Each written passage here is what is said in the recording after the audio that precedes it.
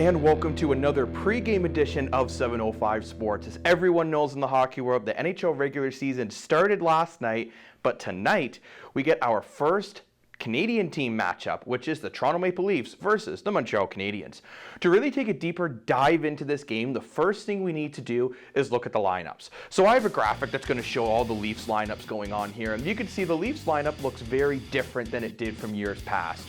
There's no Matthews or Mikheyev right now due to injury, so Tavares is going to be on that top line with Ritchie replacing where Hyman used to be. Bunting is one of their newest acquires as well, and he's sliding up to that second line with Kerfoot and Nylander.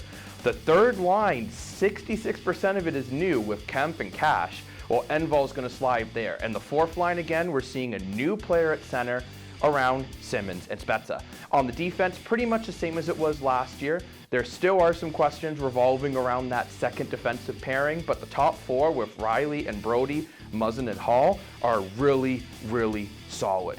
So when you look at this Leaf lineup, you can tell that they have a lot of talent.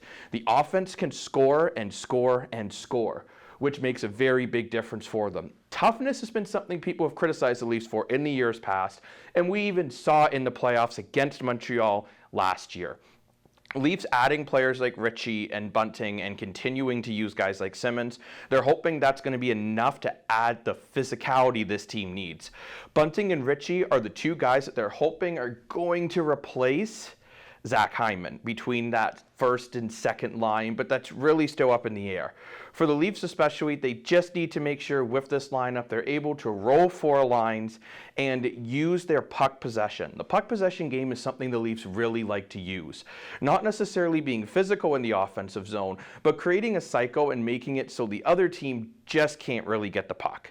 Looking at the Montreal Canadiens lineup, it is still pretty solid. Phillip Danault is no longer with this team, but they still have pretty solid centers with Suzuki, Dvorak, Evans, and Paquette. Dvorak is one of their newest acquisitions, and they're hoping he can create a lot more scoring from that second line.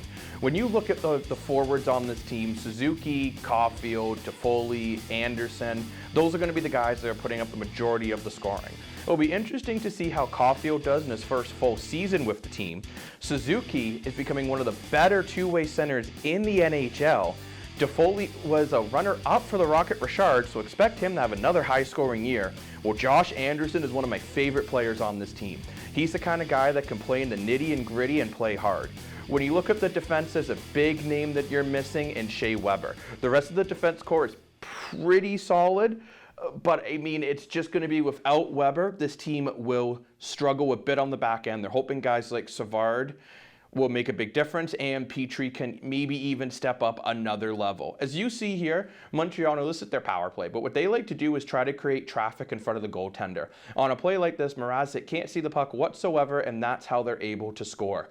Montreal will also use their physicality and try to use their speed to make it so other teams have a hard time playing against them. Especially against a team like Toronto, they're going to use their physicality as much as they possibly can.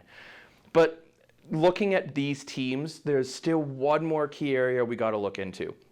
And that area is a big question mark, realistically, for both teams. Let's get into the goaltending. So when we look at both of these goalies, Jack Campbell, this will be his first year as a full starter for the Leafs. He's never played more than 31 games in a season, so he's looking to have a pretty solid year. With last year, he had a pretty good year for .215 goals against average, .918 save percentage, plus 2 shutouts. Jake Allen, on the other hand, will be playing for the away Carey Price. Carey Price had to take a personal leave of absence, so it's going to be up to Jake Allen to try to man the pipes and make some big saves when needed.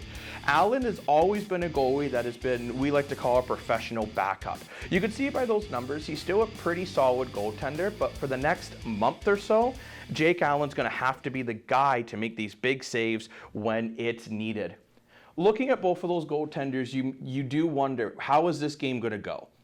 I say for Toronto, if they're able to control the puck possession game and use their speed and skill to score early, they're going to be in a pretty good position. On the other hand, for Montreal, as you're seeing in some of these highlights, if they can use their down-low game, play extremely physical, I think they also have a very good chance of winning that game. I look at it here, and I'm not really going to predict on who's winning and who's losing because it's going to be a very close game either way. Whether either fan base wants to admit it, these teams are much closer than anyone wants to say. Both of these teams are very strong.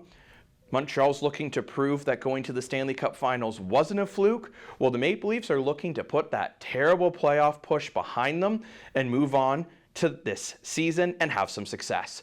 But thank you so much for watching. Make sure to read the article below. Always stay locked to Sioux Online and on TV for all your local, national, and international sports news.